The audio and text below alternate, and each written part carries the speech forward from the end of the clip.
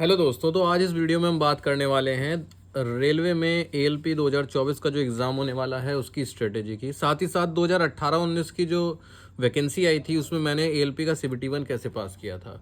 मेरे जो दोस्त नहीं जानते हैं मैं बता दूं कि 2018-19 की वैकेंसी में मेरा सिलेक्शन हो गया था।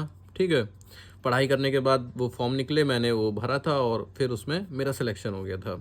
और फिलहाल मैं सीनियर एएलपी हूँ और अपनी नौकरी कर रहा हूँ रेलवे में। ठीक है, तो अब तो कंपटीशन मेरे दोस्त, सच बात तो यही है, अब कंपटीशन बहुत ज़्यादा बढ़ चुका है। हो सकता है कि उस समय आप होते आप और आसानी से पास हो जाते, और अभी केस में मैं होता तो मेरी भी हालत ख़राब हुई रहती पास होने में। मतलब ऐसा हो सकता है, क्योंकि पहले के समय सीधी सी बात है, साल दर साल कंपटीशन हर एग्ज़ाम में बढ़ा ही है, घटा तो है ही नहीं। ठीक है, मैं अपनी बताऊं, सबसे पहले मैं अपनी बता देता हूं। मेरे लगभग 75 में से 55 मार्क्स थे CBT 1 में। कोई सीरियस होकर तैयारी नहीं करी थी, क्योंकि ऐसा कोई मूड ही नहीं था। जैसे अब क्या होता है, सबका लक्ष्य होता है कि यार मुझे NTPC में जाना है, उसमें ये जॉब होती हैं। हमने दोस्तों का देख देख के एएलपी का फॉर्म भरा, क्योंकि निकले थे, मम्मी ने टीवी में देखा कि रेलवे में भर्ती निकली है तो मैंने भर दिया। क्योंकि कुछ शुरू से ऐसा मन ही नहीं था, मतलब पता ही नहीं था, इतना पहले अकल ही नहीं होती थी पहले के बच्चों को कि कहाँ नौकरी पे जाना है, क्या करना है। ठीक है, तो मुझे भी नहीं पता था, तो फॉर्म भर दिया था। ना जॉब की प्रोफाइल पता थी, ना सैलरी, कुछ भी नहीं पता था, A to Z कुछ भी नहीं। ठीक है, अब जब फॉर्म भर दिया, क्योंकि मेरी पढ़ाई कॉलेज की पूरी हो चुकी थी उसी साल। ठीक, और फॉर्म भर दिया था, तो अब मैंने क्या सोचा, छुट्टी तो चली रही थी एक तरह से कि यार मैं खाली बैठा हूँ, तो मेरी क्या खास बात है, मतलब ये आदत है कि फॉर्म जिसका भर देता हूँ उसके मैं प्रीवियस ईयर पेपर कह लो, या फिर मैं उससे रिलेटेड क्वेश्चन पेपर जरूर लेके आता हूँ, चाहे वो किसी भी एग्ज़ाम का हो। ये नहीं मैं इसी एग्ज़ाम का, जो भी मैंने आज तक फॉर्म भरे हैं, मेरे घर पे 50 100 किताब रखी होंगी, अगर मैंने 100 फॉर्म भरे हैं तो, है ना। वो मैं खाली डेटा के लिए बता रहा हूँ कि मैं ले आता हूँ किताब। उससे क्या होता है, आपको आइडिया लग जाता है उस एग्ज़ाम का, उसके क्वेश्चंस का, सारी चीज़ों का। तो मैंने जब प्रीवियस ईयर क्वेश्चन लेके आया उसकी बुक, और फिर मैंने वो क्वेश्चंस लगाए, तो मुझे ज़्यादा कठिन नहीं लगा। ठीक है, तो फिर भी मुझे ये लगा कि यार जब मैं पेपर दे ही रहा हूँ तो पढ़ाई कर लेता हूँ, क्योंकि कभी तैयारी नहीं करी थी। ठीक है, सबसे पहले मैंने अपने एक दोस्त से पूछा कि यार कहाँ से क्या पढूं, तो उसने मुझे मैथ का बताया कि यूट्यूब, मैंने चैनल पूछा तो उसने एक चैनल बताया, छोटा सा चैनल था उस समय, ऑनलाइन गुरुजी के नाम से। अभी भी आप यूट्यूब पे सर्च करेंगे ऑनलाइन गुरुजी चैनल, तो पुरानी 4-5 साल पुरानी प्लेलिस्ट निकल के आ जाएगी मैथ की। ठीक है, तो मैथ के लिए मैंने पढ़ा था। क्यों? क्योंकि मुझे कैसे पढ़ना था, मैं हूँ आलसी तब भी और आज भी। ठीक है, तो मुझे पढ़ना था कि यार मैं कम पढ़ लूँ और उसमें मैं ये ज़्यादा समझ में आ जाए, बहुत ज़्यादा लेक्चर मुझे नहीं देखने थे। तो मेरे को मैथ बड़ी अच्छी लगी।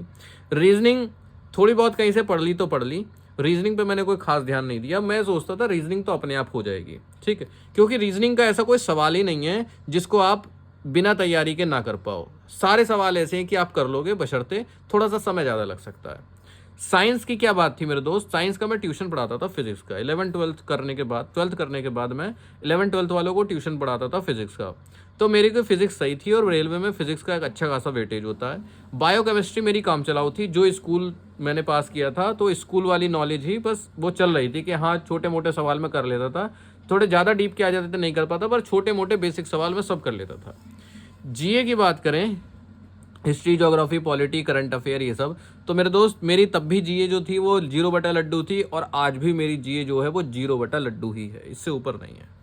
ठीक है, तो मैं मैथ, रीजनिंग और साइंस के भरोसे एग्जाम देने गया था, और मेरे सही नंबर आ गए थे, 75 में से 55 नंबर के आसपास थे, और क्वालिफाइंग नेचर का होता है CBT 2, तो मैं पास हो गया था बिना किसी समस्या के। मतलब बहुत ज़्यादा मैंने ना प्रेशर लिया, ना बहुत ज़्यादा तैयारी करी, घर के पास ही सेंटर पड़ गया था कुछ 1 किलोमीटर दूर, तो कोई ऐसी समस्या ही नहीं आई। पर अब क्योंकि समय अलग है मेरे दोस्त, पढ़ाई अब लेवल बहुत ज़्यादा बढ़ चुका है मेरे हिसाब से, या फिर आप भी देख लीजिएगा क्या कर लीजिए। एएलपी कोई ऐसा एग्जाम नहीं होता कि एसएससी सीजीएल हो कि बहुत खतरनाक माइंडसेट से उसको डिजाइन करा गया ना। पेपर सिंपल ही डिजाइन किया जाता है, कोई समस्या वाली बात नहीं आती है। एग्जामिनर ये सोच के पेपर डिजाइन ही नहीं करता कि फेल करना है। नॉर्मल सा पेपर बनता है, आप किसी भी साल का उठा के देख लो। मेन है आप हर सवाल के हर चैप्टर के 8-10 सवाल कर लो। इससे क्या होगा, आपको वो चैप्टर के सवाल आने लग जाएंगे। बस इतना ही तो हो सकता है कि आपकी ज्यादा प्रैक्टिस नहीं है तो आप उतना फास्ट सॉल्व ना कर पाओ, पर कर तो लोगे। तो आप हर चैप्टर के 8-10 सवाल कर लोगे तो क्या होगा, इससे सिलेबस जल्दी कंप्लीट होगा आपका। और आपको जो अभी फोकस रखना है अपना, वो सिलेबस जल्दी कंप्लीट करने पर ही रखना है, ठीक है। रीजनिंग जो है, इसमें आप ट्रिक्स की हेल्प ले सकते हैं। बहुत सारे रीजनिंग के ऐसे टॉपिक्स हैं जो ट्रिक्स की हेल्प से चुटकियों में सॉल्व हो जाते हैं, ठीक है। मैथ की जो कैलकुलेशन है वो खुद से करो, मल्टीप्लाई डिवाइड, बेसिक फॉर्मूला मैं कह रहा हूं, compound interest, simple interest, average, जो भी सवाल है मैं कह रहा हूं, आप वही जो आज तक आपने स्कूल में फॉर्मूले सीखे आप उससे ही करो। पर जब आप ये 8-10 सवाल खुद के पेन से सॉल्व करोगे, ना कि कैलकुलेटर की हेल्प से, तो आपकी स्पीड बढ़ जाएगी, ठीक है। बुक के हर चैप्टर से सवाल कर लो, और जो सवाल आप करें उस पर आप पेंसिल से गोला बना लो। इससे क्या फायदा मिलेगा? इससे फायदा ये मिलेगा कि जब आप 8-10 सवाल करोगे, मुश्किल से 20-25 चैप्टर हैं, तो आपका सिलेबस 1 महीने में कंप्लीट हो जाएगा। अब सपोज कीजिए 1 महीना आपके पास बीच में है, अब आप उस पूरी बुक को फिर से रिवाइज कर सकते हो। अब आपने जो सवाल किए उन पर पेंसिल से निशान बना हुआ होगा, तो अब आपको क्या करना है, अब आपको पता है कि ये गोले वाले सवाल तो मैं कर चुका हूं। अब जब दोबारा हर चैप्टर के 8-8, 10-10 सवाल करो, तो आप जिन पर गोला नहीं बना वो वाले सवाल कर लो। अब आप कहोगे यार बुक कौन सी लें, तो देखिए मेरे दोस्त, मैं आपको एक बुक सजेस्ट कर देता हूँ, कोई समस्या वाली बात नहीं है। बुक तो आप कोई सी भी ले लीजिए, ठीक है। मेरा काम है आपको सजेस्ट करना और उनकी फीचर्स बता देना कि यार इसमें ये चीज़ अच्छी है, ठीक है। अब मुझे ये चीज़ अच्छी लगी तो मैं आपको बताता हूँ, वरना अच्छी नहीं लगती तो मैं बताता ही नहीं हूँ। ये पिनैकल पब्लिकेशन की बुक है, डिस्क्रिप्शन में लिंक मिल जाएगा। मैथ रीजनिंग की बुक इस समय मैंने आपके सामने उठा रखी है। चैप्टर वाइज आज तक रेलवे में आए हुए सारे सवाल हैं, और रेलवे की खास बात है कि वो क्वेश्चंस को रिपीट करता है। अब इसमें फायदा क्या है, जब आप किसी चैप्टर को खोलेंगे, इंडेक्स देख सकते हैं, कॉन्सेप्ट, वेराइटीज ऑफ क्वेश्चंस, और टीसीएस पेपर कराती है ज्यादातर, और रेलवे के हर एग्जाम में आए हुए सॉल्व क्वेश्चन। तो इसमें सिर्फ सॉल्यूशन नहीं है मेरे दोस्त, सॉल्यूशन के साथ साथ, यानी डिटेल्ड एक्सप्लेनेशन के साथ साथ शॉर्ट ट्रिक्स भी हैं। मैथ में मैं बहुत ज़्यादा सजेस्ट नहीं करता हूं कि हर चैप्टर को ट्रिक से करिए। 20 सवाल है तो आप 2-3 चैप्टर में ट्रिक्स का यूज कर सकते हैं, पर 20 के 20 में नहीं, कंफ्यूज हो जाएंगे। पर हाँ, रीजनिंग में मेरा सजेशन होता है कि आप शॉर्ट ट्रिक्स का यूज कीजिए। तो जब आप इसके एक्सप्लेनेशन को पढ़ेंगे, भाई आपने एक बेसिक तरीके से रीजनिंग का सवाल किया और उसके बाद इनका सॉल्यूशन देखा, और उसमें देखा इन्होंने तो शॉर्ट ट्रिक्स भी समझा रखी है, आपका वो समझो टॉपिक बहुत अच्छा हो गया। ये हो गया मैथ रीजनिंग का। आगे बढ़ते हैं मेरे दोस्त साइंस की तरफ। साइंस एक बहुत इंपॉर्टेंट रोल निभाता है एएलपी में, जेई में, इन 2 एग्जाम में, और एनटीपीसी में इंपॉर्टेंट रोल रहता है जीए का, ठीक है। साइंस उसमें भी इंपॉर्टेंट रोल निभाता है, पर इसमें तो भाई साहब गेम चेंजर होता है। साइंस मतलब अकेला ही संभाल ले जाता है सब कुछ। फिजिक्स, केमिस्ट्री और बायोलॉजी 3 सब्जेक्ट हो गए साइंस के अंदर। फिजिक्स में आपको न्यूमेरिकल्स पर फोकस करना है और डेली लाइफ के फैक्ट्स पर फोकस करना है, यानी फिजिक्स के उन फिनोमेना पर फोकस करना है जो हमारे डेली लाइफ में ज़्यादा यूज होते हैं।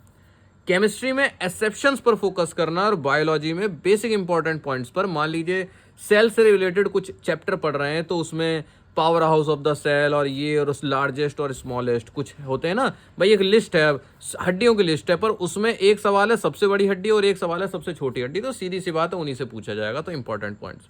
साइंस में आप एक चीज पर फोकस कर सकते हैं, PYQs यानी प्रीवियस ईयर क्वेश्चन, क्योंकि साइंस के जो सवाल होते हैं मेरे दोस्त वो रिपीट होते हैं। साइंस की बुक भी मैं आपको समझा देता हूँ। रेलवे की पिनैकल पब्लिकेशन की साइंस की बुक है, और आपको इसमें फायदा ये है कि आपको फिजिक्स, केमिस्ट्री और बायोलॉजी के अलावा environment, science and technology and computer भी मिल जाएगी। और इनके सवाल आपको, इन्वायरमेंट, साइंस एंड टेक्नोलॉजी और कंप्यूटर के सवाल आपको जीए के सेक्शन में भी देखने को मिल सकते हैं, ठीक है। साइंस की बुक बढ़िया बुक है, हर सवाल के साथ डिटेल एक्सप्लेनेशन है। इसके बाद आती है भाई साहब जीए की बारी, जो मेरा 0 बटा लड्डू था। एएलपी के एग्जाम में बहुत ही कम कंट्रीब्यूशन है, ठीक है। बात करें तो 75 में से 10 नंबर का आता है, और इसके बिना भी काम चल सकता है। यानी अगर आप जीए को बहुत कम समय भी देते हैं तो चल जाएगा काम।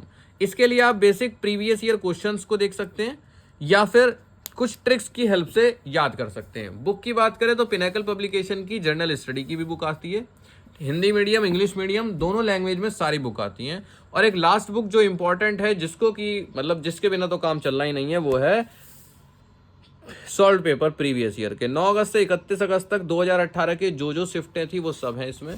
और यही भाई साहब मेरे बात समझ लीजिए, सिर्फ पढ़ने से काम नहीं चलता है। स्ट्रेटेजी में प्रीवियस ईयर क्वेश्चन एक बहुत इंपॉर्टेंट रोल निभाता है।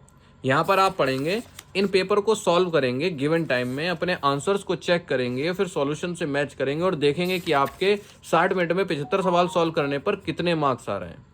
यही आपके मार्क्स को बढ़ाएगा। पहले इतना ज़्यादा गाइडेंस होता नहीं था मेरे दोस्त, वरना पहले भी कंपटीशन और ज़्यादा हो जाता, मार्क्स और ज़्यादा बढ़ जाते। ठीक है, तो उम्मीद है ये वीडियो में आपको थोड़ा बहुत तो गाइडेंस मिला होगा कि किस सब्जेक्ट को क्या करना है। और सीधी सी बात है, आपको सिर्फ और सिर्फ मेहनत करनी है, समय देना है, अपना सिलेबस कंप्लीट करना है, फिर उसको रिपीट करना है। जो मैंने गोले वाली बात बताई, हर चैप्टर के ज़्यादा सवाल मत करो, थोड़े थोड़े करो, उन पर गोला बना लो। सिलेबस कंप्लीट हो जाएगा, आप फिर वापस आओ, फिर हर चैप्टर के सवाल करो। जो गोले वाले हैं उनको छोड़ दो, बिना गोले वालों को करो, फिर उन पर गोले बना दो। इस तरह से आपका सिलेबस कंप्लीट भी होएगा, आपके दिमाग पे प्रेशर भी नहीं रहेगा कि मेरे मैथ कंप्लीट नहीं हुई, रीजनिंग कंप्लीट नहीं हुई, और आप उसको हर बार इस तरह से रिवाइज भी कर लोगे। ठीक है, आपके इस वीडियो देखने के बाद जो भी सवाल हो आप कमेंट में करिए, वहाँ पे बात करते हैं।